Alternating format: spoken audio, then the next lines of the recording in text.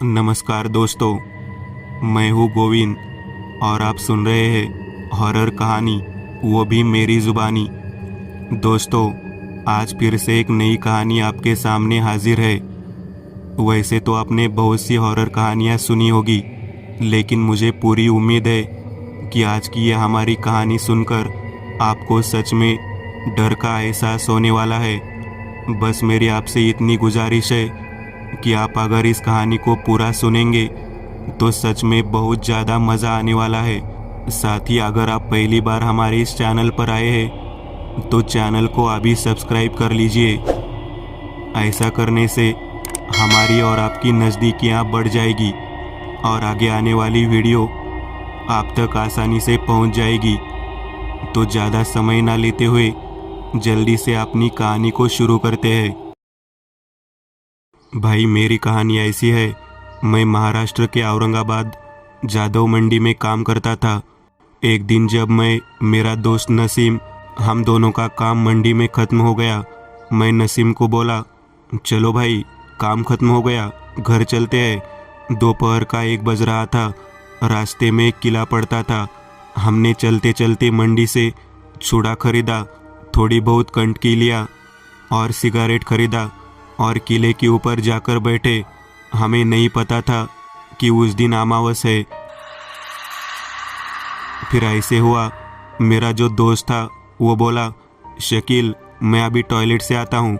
वो टॉयलेट के लिए नीचे गया। उसके जाने के बाद मैंने सोचा, चलो मैं भी थोड़ा हल्का होकर आता हूँ। और मुझे बाद में ऐसा लगा मुझे किसी ने धक्का मारा।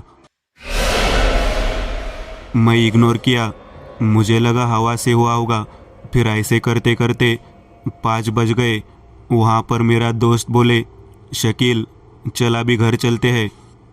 घर आने के बाद पहले मेरा सर दर्द करने लगा। फिर मैंने सोचा थोड़ा बहुत खाना खाते हैं। जब मैं खाना खाने के लिए बैठा तो मैं 10 से 12 चपाती खाया। मेरी वाइफ बोलने लगी, इतना तो खाना कभी नहीं खाया। फिर आज क्या हुआ? मैंने उसे गाली देते हुए कहा, अपना काम कर। खाना खाने के बाद फिर मैं 7 बजे खाना खाया। फिर मैं 13 से 14 चपाती खाया। फिर मेरी वाइफ मुझे बोलने लगी, ऐसे तो कोई खाना नहीं खाता। फिर मेरी वाइफ मेरी मम्मी को बुलाकर लेकर आई। मेरी मम्मी नीचे के घर में रहती थी और मैं ऊपर के फ्लोर पर रहता था। मम्मी बोली, क्या हुआ? फिर मेरी अचानक से आवाज़ चेंज होते हुए मैंने मम्मी को बोला, आप मुझे कौन होते हो बोलने वाले? फिर मम्मी के साथ मेरी लड़ाई हो गई। मम्मी बोली, ये तो ऐसा कभी नहीं था। फिर ऐसे करते करते मेरा काम बंद हो गया। फिर घर में हमेशा लड़ाई होती रही। फिर मेरे घर पर मेरे पापा है। मैंने मेरी लाइफ में पापा को कभी पलट कर जवाब नहीं दिया था। मैं मेरे पापा को पलट कर जवाब देने लगा। पापा को भी अजीब लगा। फिर नरेगांव की एक जगह है औरंगाबाद में, वहाँ पर एक मौलाना थे। उनके पास गया। मैं मौलाना को गाली गलौज करने लगा।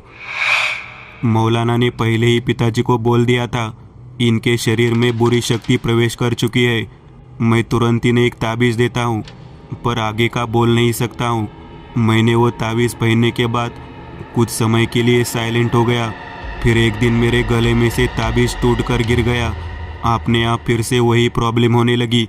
मैं हमेशा आधा किलो चिकन खाता था फैमिली के साथ, जो कि 3 किलो 4 किलो चिकन मैं अकेला खाने लगा। खुद के शरीर के ऊपर चाकू से वार करने लगा।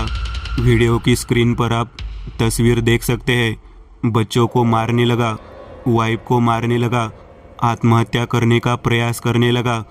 एक बार जाकर इस किले पर मैं खुद को फांसी लगा लिया था, पर किसी ने बचा लिया मुझे। घर में मैं 25 दिन सोया नहीं और नहीं सोने की वजह से और मैं ज़्यादा सीरियस हो गया। मेरा वेट 92 किलो था, मेरा वेट 70 किलो हो गया। फिर उसके बाद मुझे ब्लड शुगर हो गया। उसे बुरी शक्ति ने मुझे ब्लड शुगर की बीमारी दे दी थी। फिर मेरे पापा ने एक मौलाना को बुलाया और वो मौलाना ने इस शक्ति को मेरे शरीर के अंदर कैद कर दिया। आज भी मैं अमावस के दिन बहुत परेशान रहता हूँ। मुझे रात में लगता है कोई मेरे सराहने से खड़ा हुआ है।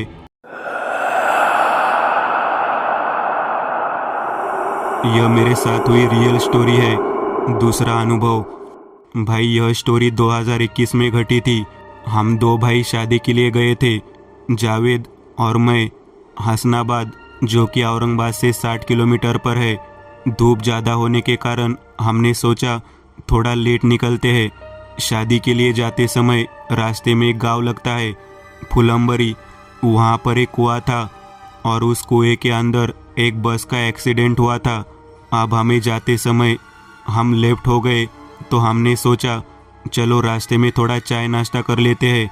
एक होटल पर रुके, हम चाय नाश्ता किया। उसके बाद फिर हमने गाड़ी स्टार्ट किया, फिर निकले। हमें रास्ते में एक बच्चा दिखा।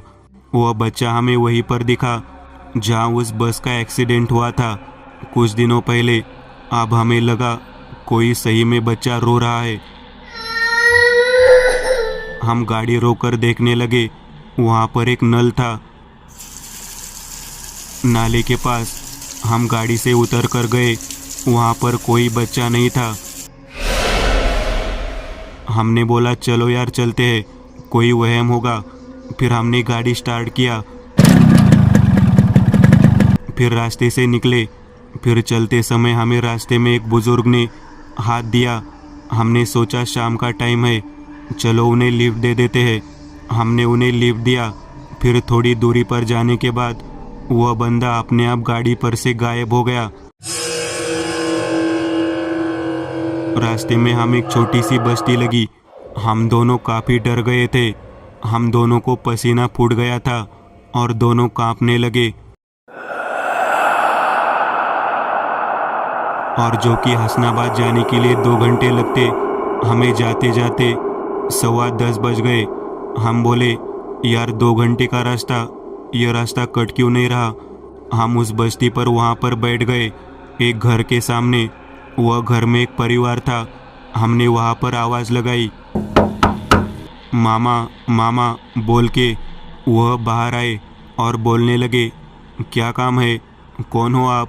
मैंने उनसे कहा मामा जी, हमें रास्ते में एक आदमी मिला। हमने उसे लिफ्ट दी और वो आदमी थोड़ी दूरी पर आने के बाद हमारी गाड़ी से गायब हो गया। वो आदमी को पता था उस रोड के ऊपर कोई प्रॉब्लम थी। वो बोले कुछ नहीं, तुम यहाँ पर बैठो। हमने वहाँ पर चाय वगैरह पिए। फिर वह मामा बोले आपको जाना कहाँ है। हम बोले मामा हमको हसनाबाद के लिए जाना है, शादी के लिए।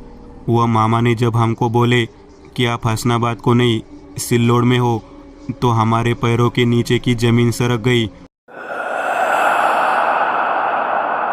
हम बोले नहीं मामा, हमें तो यह हसनाबाद का रास्ता ही दिख रहा था, इसलिए हम इधर आए। हम इधर से कई बार जा चुके हैं। वो मामा बोले यहाँ से सिल्लोड 1-2 किलोमीटर पर है और आप सिल्लोड में आ चुके हैं। तुम एक काम करो, तुम आज के दिन हमारे यहाँ पर रुक जाओ, सवेरे चले जाना। वहाँ मामा का घर खाली था, एक रूम। उन्होंने वहाँ पर हमारा बिस्तर लगा दिया। फिर वह मामा हमारे पास आकर बैठे। हमने तो वहाँ पर रुकने का फैसला कर लिया था। मैंने मेरे छोटे भाई से कहा, वह जाने की जिद कर रहा था। क्या जावेद, अभी रात बहुत हो गई है, हम यहाँ पर रुक जाते हैं। वह मेरी बात नहीं मान रहा था, बोलने लगा भाई चलते हैं, कुछ नहीं होगा।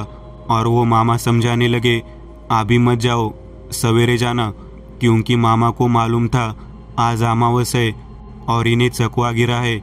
फिर हम रात भर वहाँ सो तो गए। सवेरे दिन निकला। हम सवेरे 6 बजे वहाँ से निकले। यह सब मामा लोग को बताया। मैं घर पर हमारी नानी जी हमें बोलने लगी बेटा कल की अमावस थी, आप लोगों को इतनी रात को नहीं आना चाहिए था। फिर हमने खाना वगैरह खा लिया। फिर मेरे मामा का लड़का बोला चलो खेत में जाकर आते हैं।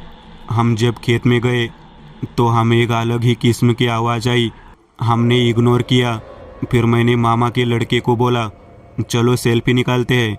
सेल्फी निकालने के बाद हम फ़ोटो चेक करते हुए बैठे तो फ़ोटो में हमारे पीछे कोई तो खड़ा हुआ था। फ़ोटो आप स्क्रीन पर देख सकते हैं। हमने बोला यह क्या है।